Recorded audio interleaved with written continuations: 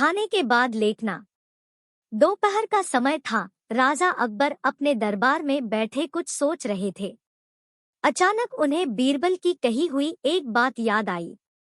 उन्हें याद आया कि एक बार बीरबल ने उन्हें एक कहावत सुनाई थी, जो कुछ इस तरह से थी, खाने के बाद लेटना और मारने के बाद भागना एक सयाने मनुष्य की निशानी होती है। राजा सोचने लगे, अभी दोपहर का समय है, यकीनन बीरबल खाने के बाद सोने की तैयारी में होगा। चलो आज उसकी बात को गलत साबित किया जाए। यह सोचकर उन्होंने एक सेवक को आदेश दिया कि इसी वक्त बीरबल को दरबार में उपस्थित होने का संदेश दिया जाए। बीरबल अभी खाना खाकर बैठे ही थे कि सेवक राजा का आदेश लेकर बीरबल के पास पहुंचा। बीरबल आदेश के पीछे छिपे राजा की मंशा भली भांति समझ गए। उन्होंने सेवक से कहा, तुम थोड़ी देर रुको, मैं कपड़े बदलकर तुम्हारे साथ ही चलता हूँ।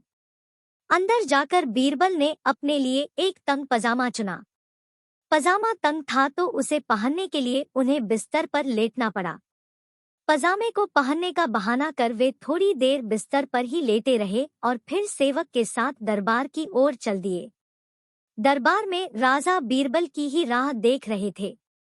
उनके वहां पहुंचते ही राजा ने पूछा, क्यों बीरबल, आज खाने के बाद लेटे थे या नहीं? बीरबल ने जवाब दिया, जी महाराज, जरूर लेटा था। यह सुनकर राजा को बहुत गुस्सा आया। उन्होंने बीरबल से पूछा, इसका मतलब यह है कि तुमने मेरे आदेश का असम्मान किया। तुम उसी समय मेरे सामने क्यों उपस्थित नहीं हुए? इसके लिए मैं तुम्हें सजा देता हूँ। बीरबल ने तुरंत जवाब दिया, महाराज, ये सच है कि मैं थोड़ी देर लेटा था, लेकिन मैंने आपके आदेश की अवहेलना नहीं की है। आपको मुझ पर यकीन न हो तो आप सेवक से इस बारे में पूछ सकते हैं।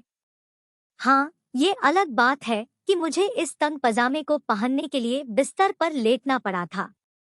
बीरबल की इस बात को सुनकर अकबर हंसे बिना रह न सके और उन्होंने बीरबल को दरबार से जाने दिया।